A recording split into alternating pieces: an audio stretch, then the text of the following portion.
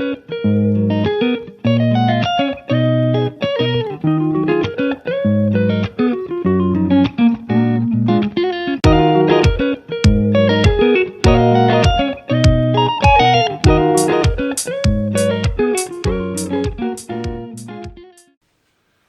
everyone, welcome back to another Jaguars in the Barn video.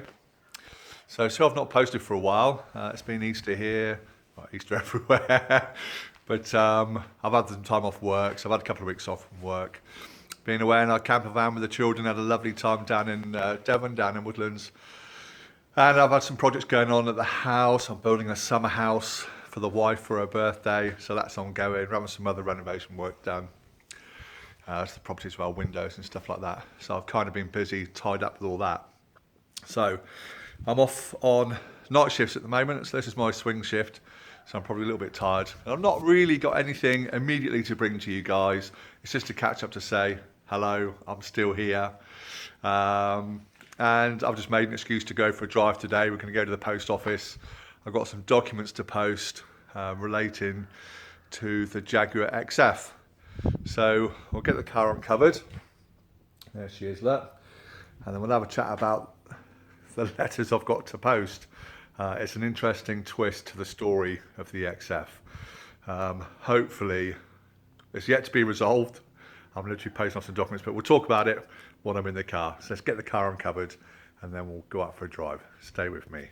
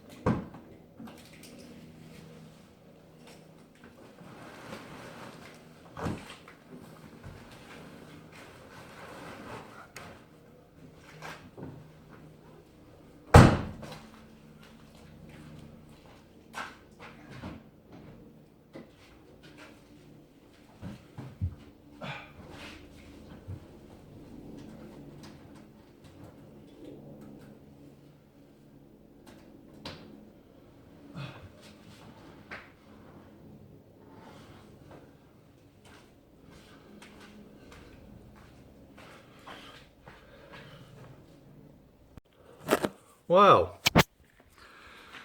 I thought we were going to go for a little drive in the Jaguar XF. Sorry, the XK8, Simon. And yeah, there's nothing there, battery's totally flat. That's what happens when you drive it for long periods of time. So I think that C-Tech charger is going to get fitted sooner than I thought. So I've just taken the cover off. There you go. We'll hook the charger up. We'll get this on charge, we'll go back to the XF, and then we'll go for our drive and have a chat. So we'll see you in a minute. Right, hey everyone. As you can see, change of car. I'm in the XF. The Jaguar XK is on charge. So that's the first time it's ever gone totally flat on me. I don't know why that is. I last used it, went to a little car show probably maybe 4 weeks ago over on Portland, which is about 18 miles away from here. Yeah, drove there, drove back, no problem at all. I've left it months before without driving it, so it's been 4 weeks or so. So yeah, I don't know why that is. But anyway, we'll leave it on charge and we'll see how we go. I know it's a good battery, but we'll see how we go. So we'll come to the XF. Let's turn the radio down. And we'll have to turn down the air conditioning a bit, even though it's a beautiful sunny day today.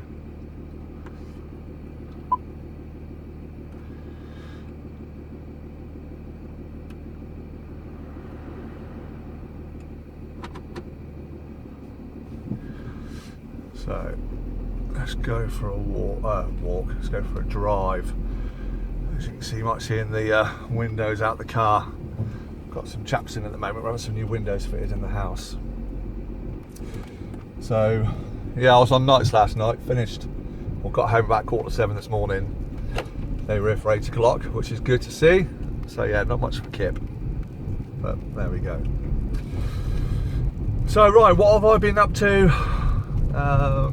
since the last video we made, which I know was, what was it, 4, 5, 6 weeks ago, quite a while ago.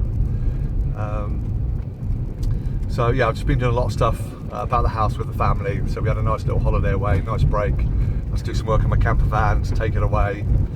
So yeah, I've been a bit busy, but yeah, back to sort of normality now. And so it gives me time to get on with the projects that we've spoken about many times on the XK8 and on the XF.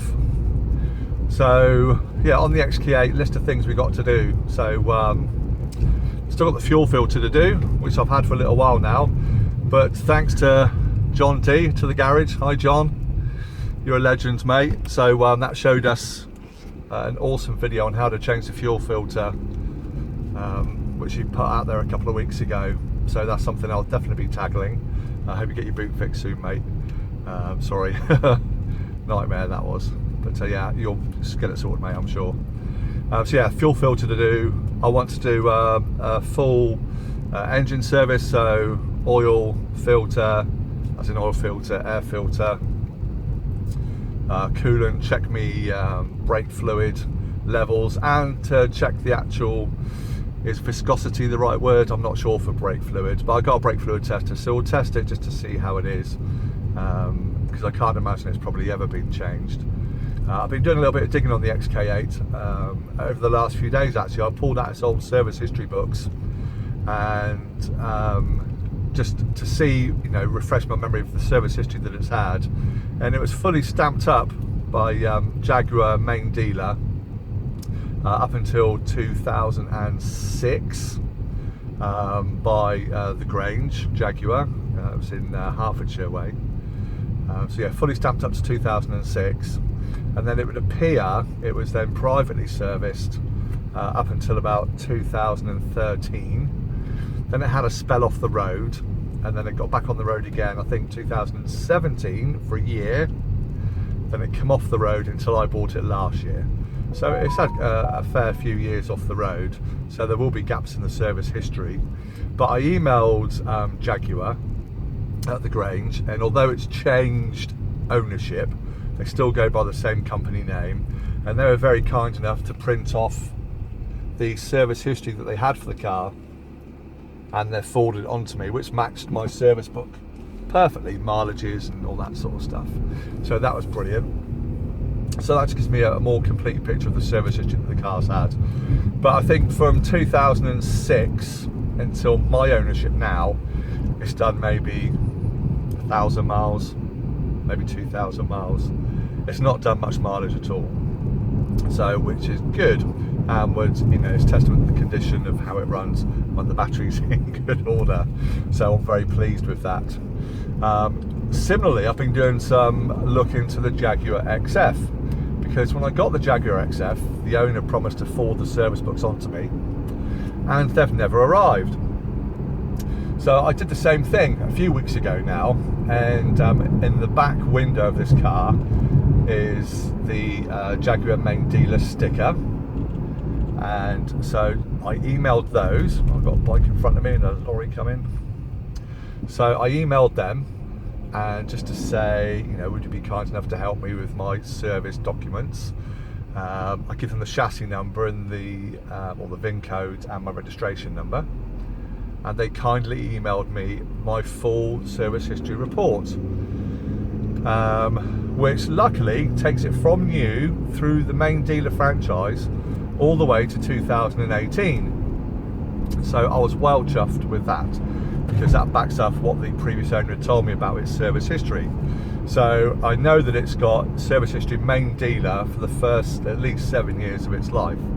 So, you know, fast forward 4 years, which is the period of time that the chap owned it for, allegedly. We'll come on to that.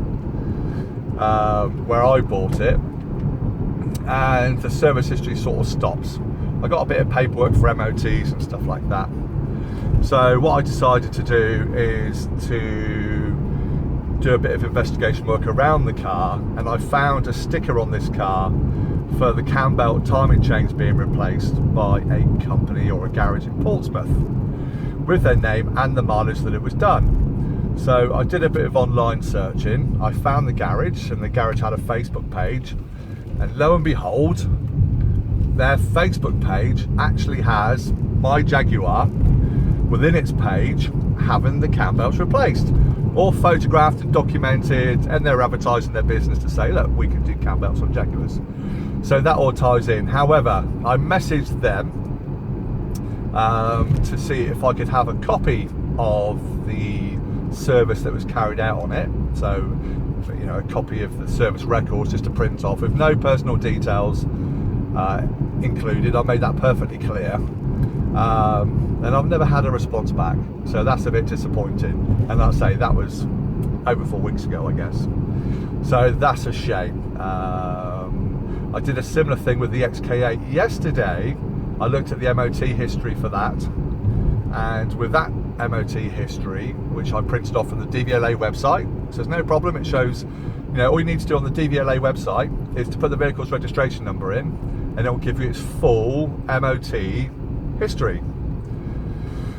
So anyway, armed with these details, I contacted the garage that's been doing the servicing, or the MOTs, beg your pardon, on the XK8 from 2006 until about 2012, so for about a 6-year period.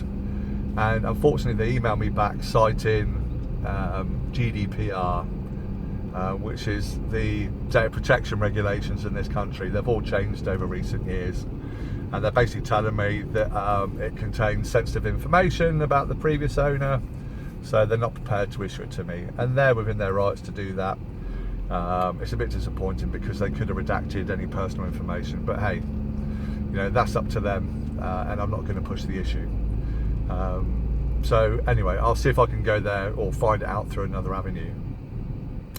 So continuing with the XF, as you all know, I got what I thought was a good deal, trading it for my Jaguar X-Type, which I know I bought cheap, but was still a valuable car on the road, and they regularly sell for £2,000 to £2,500. The advertised price on this car on the advert was £2,300, so hence we ended up doing a straight swap for the cars, albeit I gave him an additional £100 via bank transfer because he got a punch on the way home, and I guess that's just my nature. When he contacted me the next day, or I contacted him about registering the vehicles, he told me about the puncher. I felt bad, so I transferred them over £100 to pay for a new tyre and for any other incidentals that may come up, being a good egg. So fast forward a few weeks now, I've had the car, what have we had the car, 2 months, 7 or 8 weeks. My wife, because the vehicle's registered to my wife, receives a letter in the post from a solicitor, just pulling out a junction, from a solicitor representing a finance company telling us that their vehicle is under a hire purchase or a credit agreement with the previous owner, and it is unsettled. Oh dear. So we've been looking into that, and we're alongside their letter was an attached questionnaire asking for further information on when we bought it, how we bought it, how much did we pay, where was it advertised, was I aware that it was on a hire purchase agreement, excuse me, etc, etc. So, you know, the obvious answer to that is no, I wasn't aware, had absolutely no idea. The gentleman I bought it from seemed totally genuine. The advert was on Gumtree here in the UK, totally genuine. He'd been a poster on there for a number of years. I had his phone number, I had his address, I had his email address.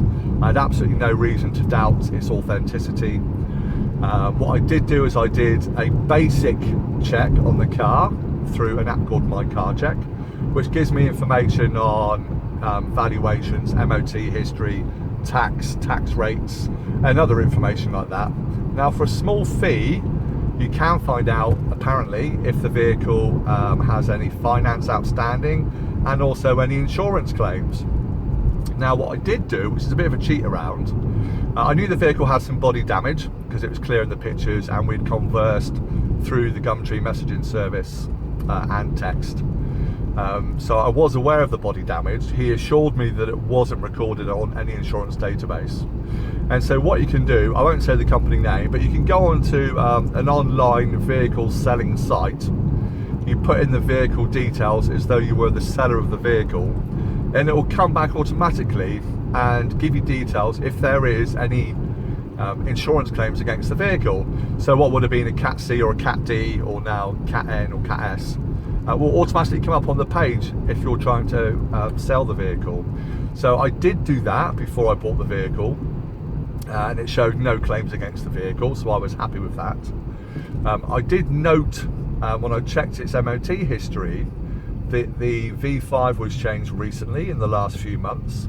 So again, luckily, well, we'll find out if it's luck or not, I messaged the seller to question him on this fact, asked if he was a motor trader, and he assured me no, he wasn't. And basically, in a nutshell, he bought the car.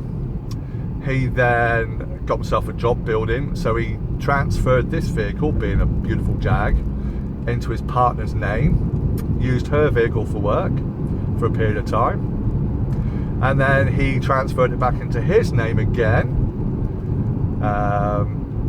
last year, and then obviously I bought it from him. So it would show a change of, from when he bought it, so he was a change of recorded keeper on the V5, then his partner was a recorded keeper, and then he was also another recorded keeper, so it put 3 additional previous owners on the logbook.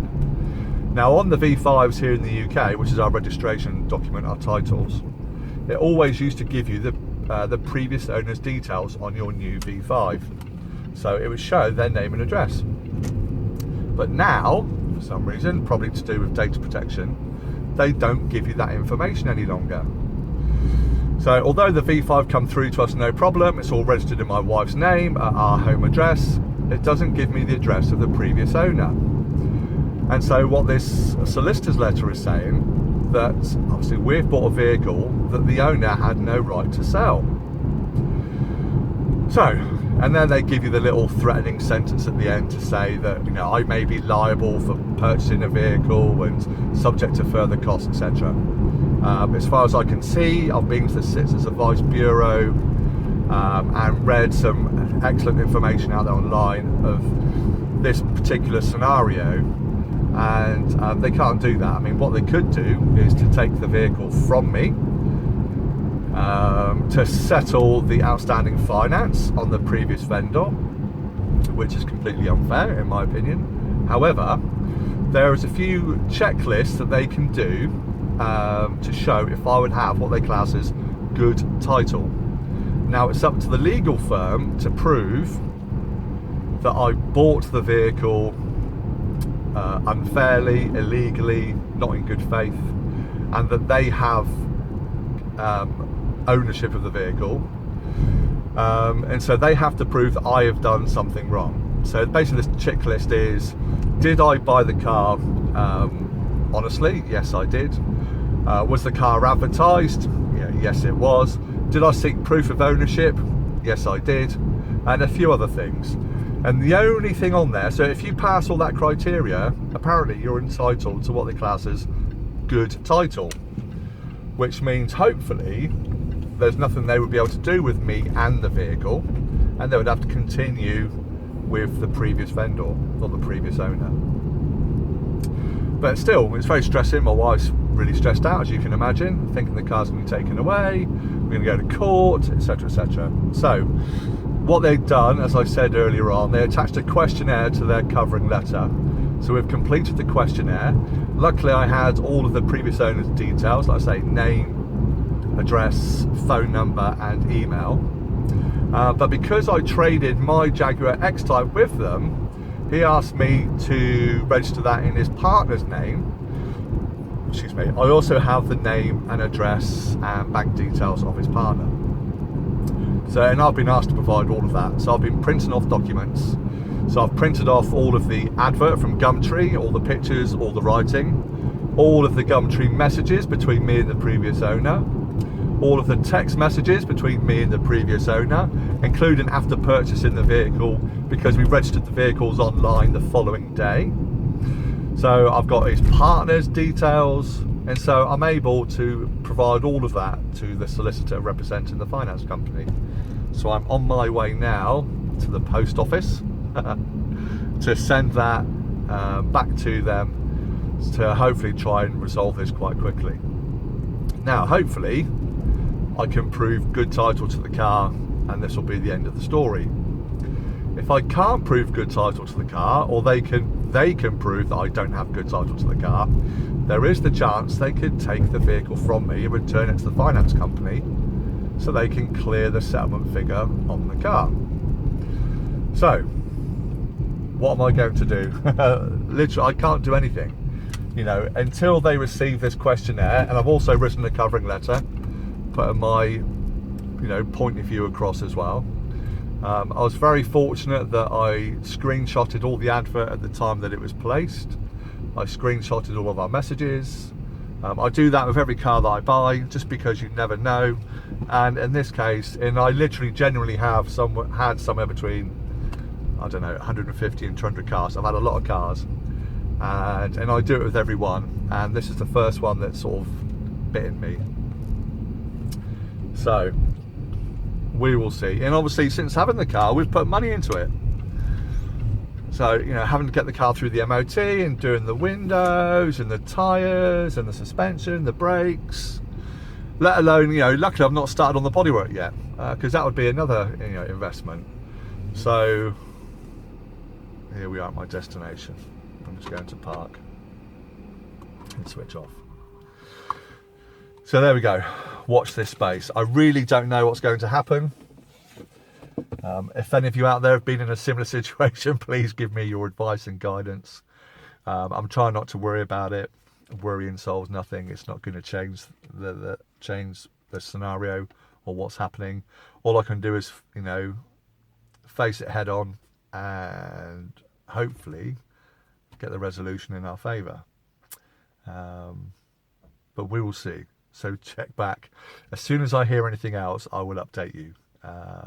Because we're all about, you know, openness and honesty. There's no point me telling you that I've managed to pick up a bargain XF and it all turns out to be a load of rubbish. So that's where we are with it. So a bit disappointing, but we're going to just obviously still use it as it is. It's still, as it stands at the moment, legally our car. Unfortunately, well, I say unfortunately, the finance company, again, I'm not going to name any names, it's a massive European car manufacturer that backs the finance company. So I won't go into details on who it is, because that's probably a breach of confidentiality somewhere or some other legal wrangling. So yeah, hopefully they'll see in our favour. And if the chap has owned this car for the 4 years, as he states, then you'd like to think that, you know, he's probably a long way into the finance agreement anyway, and there's probably not going to be much outstanding on it. But they've not furnished me with any details of the name of the person who the agreement was in, the outstanding amount, or anything like that. So we will see. They want all this information off of me, but not giving me anything, apart from a few threatening sentences. But that's legal speak. In my previous life, I was a policeman, but within the military. So yeah, I've had my fair share of dealings with law and solicitors within my career. So I'm not fazed by it, but we will see what happens. So anyway, wish me luck. And wish me luck for my XK8, it's okay. And it's just a flat battery.